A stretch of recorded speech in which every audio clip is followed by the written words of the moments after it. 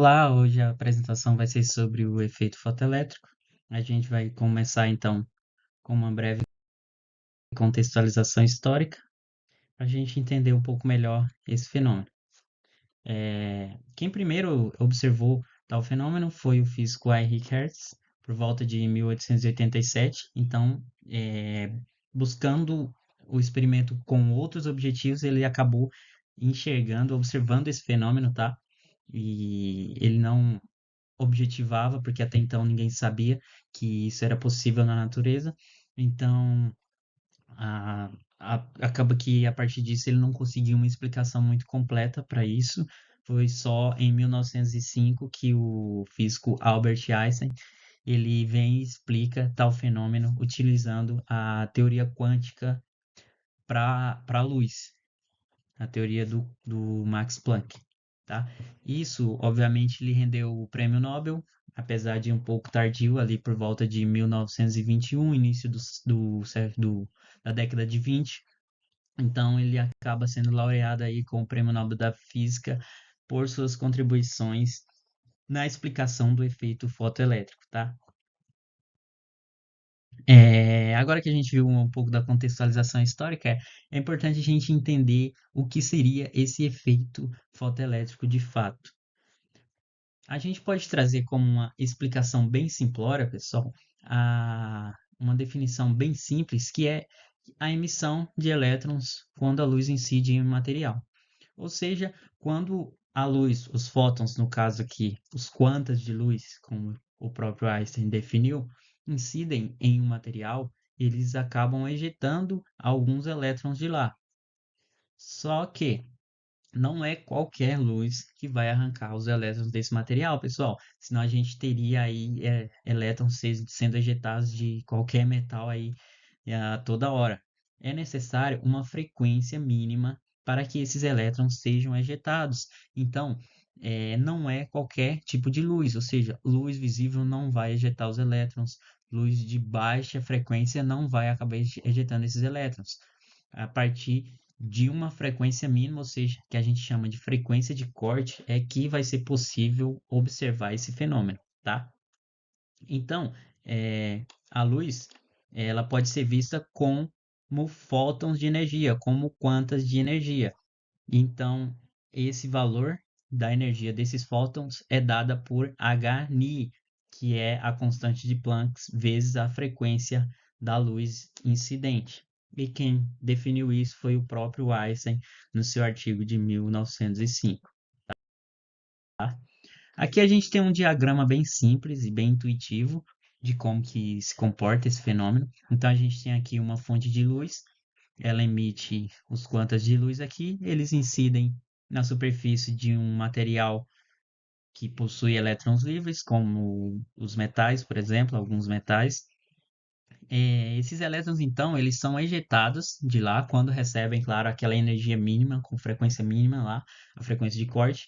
Eles são ejetados e o Einstein denominou isso como o fotoelétron. Então, essa partícula ejetada era o fotoelétron, tá? Bom, agora voltando um pouco aqui para o experimento do Hertz, ele utilizou então uma bobina aqui de indução para gerar uma centelha entre dois eletrodos aqui. Essa centelha, como sendo visível, obviamente, ela iria produzir ondas eletromagnéticas, e aqui eu digo, obviamente, após a validação das ondas eletromagnéticas, pois era justamente isso que o Hertz buscava validar, a teoria do Maxwell sobre a luz ser uma onda eletromagnética. Então, esse era o objetivo principal do seu experimento, tá? Então, ele colocou aqui um ressonador, que na verdade era uma antena, né? E se tivesse certo a teoria do Maxwell, ele observaria uma centelha semelhante aqui nesse outra parte do aparato. E de fato ocorreu isso e ele acabou validando a teoria do Maxwell. Porém, ele chegou a observar, pessoal, que quando o seu aparato experimental era submetido à luz ultravioleta, essas centelhas eram mais facilmente produzidas.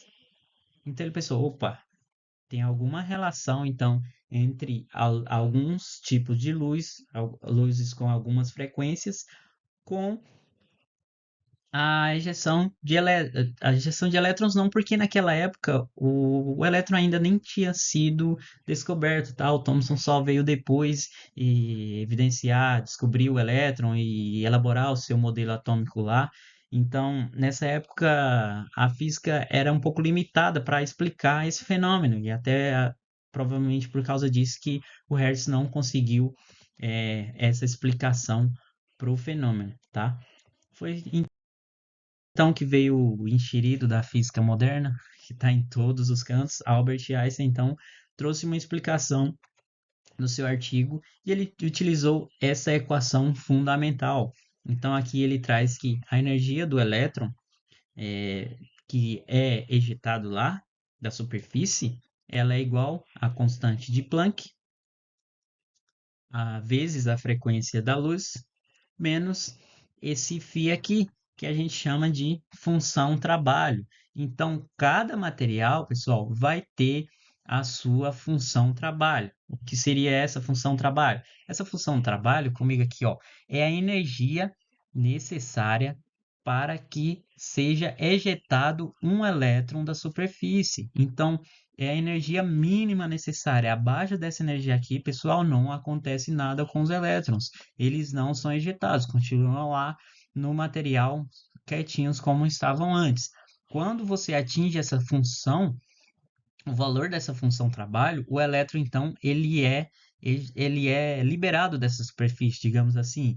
E quando esse valor ultrapassa, o valor dessa energia, ele ultrapassa, ela não é perdida, obviamente, tem que seguir o princípio da conservação da energia. Então, essa energia tem que ir para algum lugar. E o Einstein explica que, de fato, essa energia é transformada em energia cinética para o elétron.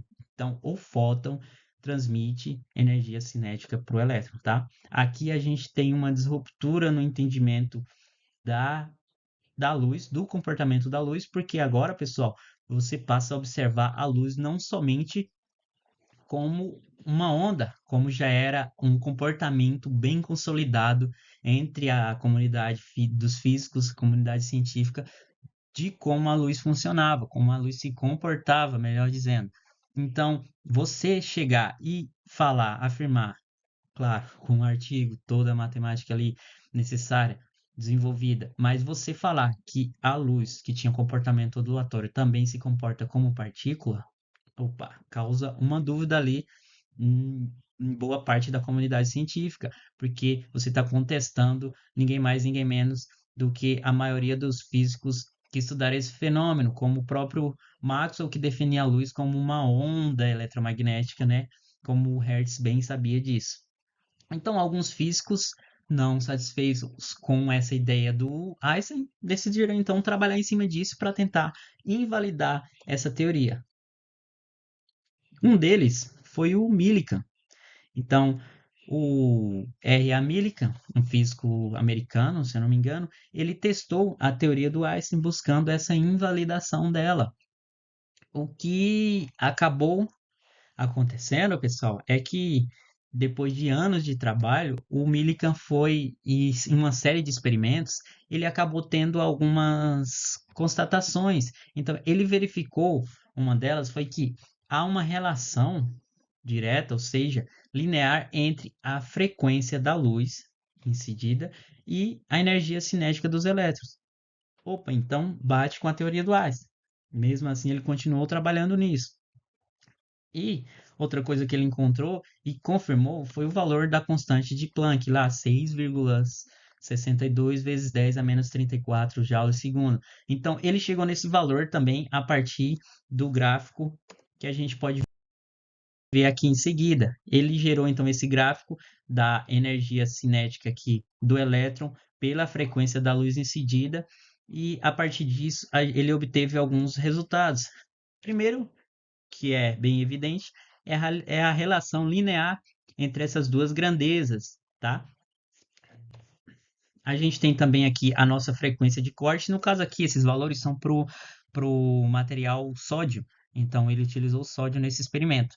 tá? Então a frequência de corte dele aqui está um pouco abaixo de 5. Então ele verificou que abaixo disso não há ejeção de elétrons. Aqui, como você pode ver, não tem ejeção. A partir disso, há um crescimento linear de ejeção de elétrons, de acordo com a frequência. Então, com essa inclinação dessa reta aqui, pessoal, ele foi a partir dela que ele conseguiu chegar no valor da constante de Planck. Então, a própria constante é a inclinação dessa reta aqui, tá? E, como eu falei, cada material vai ter uma função trabalho. Então, a do sódio tem um valor, do cobre tem outro valor, enfim, vários tipos de materiais, cada um vai ter sua função trabalho, porém, há uma frequência mínima de corte aqui para todos os materiais, tá? Abaixo dessa frequência, nenhum elétron é ejetado, ok? Então, foi mais ou menos o desenvolvimento da ideia do conceito do efeito fotoelétrico. E aqui eu trouxe algumas aplicações dele, como por exemplo os sensores de luz, bastante utilizados, por exemplo, nos postes de luz da nossa rua, que se acendem automaticamente. Então, eles não se acendem com horários, com temporalizadores, quando dá, sei lá, 5h30, 6 horas, e sim quando a quantidade de luz incidente ali no sensor, no circuito, e acoplada ali na luz, ele é baixa. E aí acaba que isso fecha o circuito lá e a luz acende. Quando a incidência de luz, esse fóton ejeta alguns elétrons, abrindo o circuito lá novamente e a luz se apaga. Então, quando tem luz natural, ali a luz do sol, os raios ultravioleta do sol acabam abrindo o circuito. Quando tem ausência disso, o circuito acaba se fechando e a luz acende. Esse, esse conceito também do efeito fotoelétrico é utilizado nos detectores de radiação. Obviamente, se detecta a radiação, então dá para fazer uma relação interessante aí. E também nos sensores de câmeras, funcionam basicamente como o sensor de luz e acaba aqui sendo mais uma aplicação do conceito do experimento do conceito do efeito fotoelétrico, perdão. Conclusões. Bom, o efeito fotoelétrico, como a gente viu, solidificou então a teoria quântica da luz, porque ela abre margem para a confirmação do comportamento da luz como partícula. Então, não mais só a gente tem a luz como onda, mas sim como partícula. Como partícula. E daí vem a dualidade onda-partícula, que se tornou uma das bases para revolucionar a física moderna e embasando a nossa teoria quântica, tá? Então, era mais ou menos isso que eu queria trazer hoje. Aqui estão algumas referências que eu utilizei para elaborar a apresentação, tá? Muito obrigado.